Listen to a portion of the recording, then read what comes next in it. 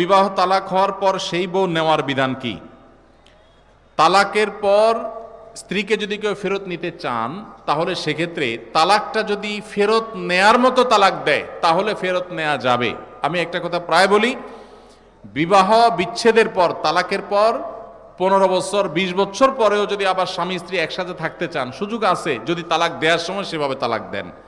আমাদের দেশে সাধারণত তালাক দেওয়ার ক্ষেত্রে আমরা 1 তালাক 2 তালাক না, পারলে শত শত হাজার হাজার তালাক দেই।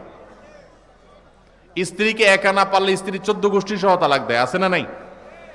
এগুলা বিভ্রান্তি। যারা বিবাহ করেছেন তাদেরকে বলছি, আর যারা বিবাহ করবেন তাদেরকেও বলছি, খবরদার, দাম্পত্য জীবনে স্বামী স্ত্রীর মধ্যে যত বোঝাপড়ার গরমিল হোক, যত গন্ডগোল ফাসাদ হোক, কখনো রাগ উঠলো আর তালাক ঝেড়ে দিলেন, এই কাজটা কখনো করবেন না।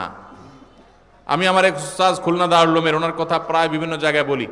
হুজুরের কাছে তালাকের মাসআলা নিতে আসলে মাসআলার উত্তর দেওয়ার আগে ওনার গদির নিচে যে বেত থাকতো ওই বেত দিয়ে আগে 1 দফা পিটাই নিতেন। সে কোনো অফিসার, সে কোনো ব্যবসা প্রতিষ্ঠানের মালিক এসব দেখা দেখি নাই। তালাকের মাসআলা কোনো পুরুষ লোক জানতে আসছে, এই মাসআলার উত্তর দেওয়ার আগে উনি বেতটা বের করে শরীরে যত জোর আছে জোর দিয়ে 4-5টা বাড়ি আগে মারতেন। ননদের কারণে, শাশুড়ির কারণে, বাইরের লোকের কারণে নানান ভুল বোঝাবুঝি তৈরি হয়।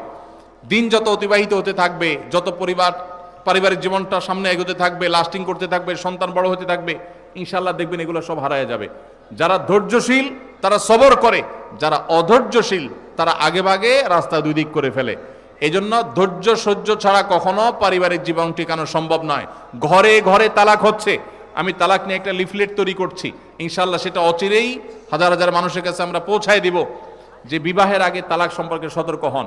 বেশিরভাগ মানুষ তালাক দিয়ে এসে এরপরে চোখের পানি ফেলে, এসে বলে হুজুর দিয়ে ফেলেছি এখন কি করব। আপনি যদি 3টা তালাক দিয়ে শেষ করে থাকেন তাহলে সেক্ষেত্রে আপনার স্ত্রীর সাথে আপনার সংসার করার সুযোগ যদি নষ্ট করেন, গোটা পৃথিবীর সব হুজুর একসাথে হয়ে, মক্কা মদিনার ইমাম সাহেবরা যদি একসাথে হন, আপনাকে আপনার স্ত্রীর সাথে সংসার করার সুযোগ দিতে পারেন না। কারণ ব্যাপারটা হলো ছুরি মারার মতো। আমার পেটে ছুরি মেরে দিলেন, এরপর আপনি জিহ্বা কামড়াচ্ছেন, আফসুস করছেন। আফসুস আপনি করতে পারেন, আমি আর জীবিত হয়ে যাব না। দাম্পত্য সম্পর্কটা এরকম। এজন্য খবরদার,